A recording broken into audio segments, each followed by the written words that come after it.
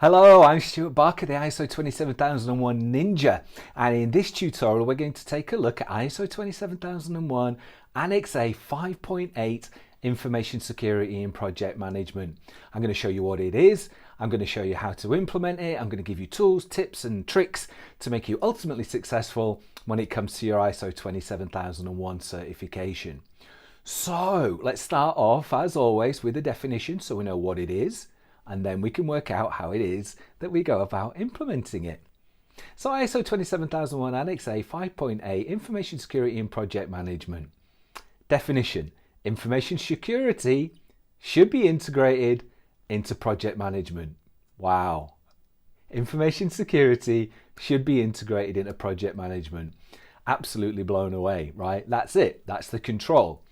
So what are we looking at here? We're looking at project management. And if you don't do project management, then you don't need this control. This is one of the controls that you can outscope, but in all likelihood you do, and you run projects. Every organization, I can't even think of an example where you wouldn't implement projects into your organization. So what we're going to do is we're going to have a project management methodology. Our project management methodology is going to be defined. If you don't have one right now, you're going to choose one and then you're going to define it and you're going to document it. Standard off-the-shelf methodologies include things like Prince2, Agile, traditional waterfall project methodologies, or you may have something a little bit more bespoke to you. It isn't the purpose of this to teach you project management. It is the purpose of this to say whatever project management methodology you've got, define it, document it, and then implement information security at various touch points within it. Now, there is a blog that goes along with this video. Be sure to check out the link below for more details where you can get really deep into the nitty-gritty of it. But for now, let's go through each of the stages. So information security, how can we identify what our information security requirements are as part of our project? So we can start with project initiation. At project initiation and project definition, we can start to look at the ISO 27001 controls that we have defined as part of our statement of applicability. There are other tutorials on that. So once we've defined our scope, identified our risk, chosen our controls to mitigate the risk, we now have a list of controls that we know that our organization needs to implement. We can start with that SOA, we can start with those controls and start to make sure that they're baked in at the beginning of our projects. We can look at things like our legal and regulatory register, our legal register. So again, in one of the other tutorials, we looked at how we would identify laws that apply to us. And it may be the case that certain laws that apply have certain requirements upon us when it comes to information security.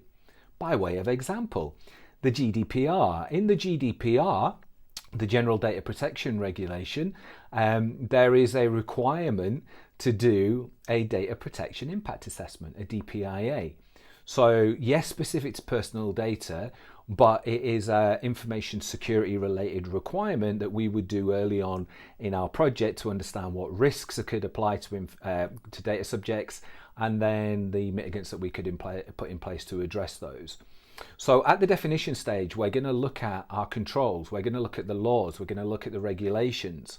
We're going to include in there conversations with our clients, our customers, our stakeholders to understand what their requirements may be. It's at this point in our project where we're going to start to look at things like access to our systems or our locations. We're going to start to look at, is there going to be implications on our physical security, on our technical security? So really early in that project, we're going to start to understand the requirements that we may have for information security. It is good practice to include risk management as part of our overall project methodology.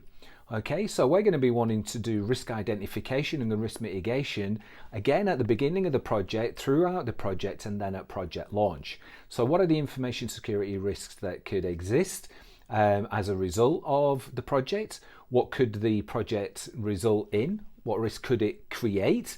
What risk could it mitigate? So full risk management is going to be baked into our project methodology.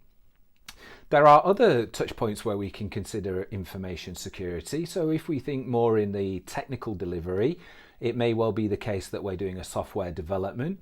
We can start to consider things like testing. At what point within the life cycle, within our project methodology, do we want to incorporate testing? And then we can start to define what level of testing we require. Again, other controls and other tutorials coming on to information security testing, but simple things like basic security testing, code reviews, our requirements to implement vulnerability scans, ongoing vulnerability scans, point-in-time penetration tests. There may be a number of things from an information security point of view that we want to bake in to our project methodology and at the various stages as we go through it. So this isn't a particularly hard one to do, but it can be one that is often overlooked, and it can be one that is often missed. People do scratch their heads about how do I do it. Very, very basically, have a defined project methodology, and within that project methodology, have various touch points where you are reviewing information security requirements and documenting that all the way through to that going live as a project. What are the top common things that we see that go wrong here? Common things that we see that go wrong are people don't have a documented methodology for delivery of projects. Again, this can be in an early stage business, a startup business, a smaller business where you're very agile and very reactive, yet you don't actually follow any standard methodology. And as with everything, 27001 is looking for process maturity. So this is the time where it's asking you to start to think about these things. Even if it is a methodology that you are bespoking, that's specific to you, you are going to be in a position where you're going to want to write that down and make that repeatable. So having that documented process in place is one of the areas. Not following the process that you have is another area. If your process says that as part of your project definition, then you identify requirements, then you better be sure that you have some documentary evidence that you did so. If it says that you did testing, then you want to make sure that you've got evidence that you did so. So the provision of evidences that go around that. So those are the common mistakes that we see within project management.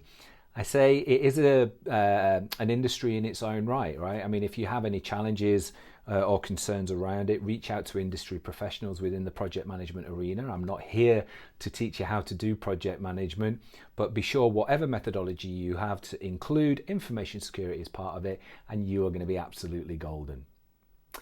My name is Stuart Barker. I am the ISO 27001 Ninja. There is a very detailed blog that goes along with this video, so be sure to check it out on hightable.io website. But until the next tutorial, peace out.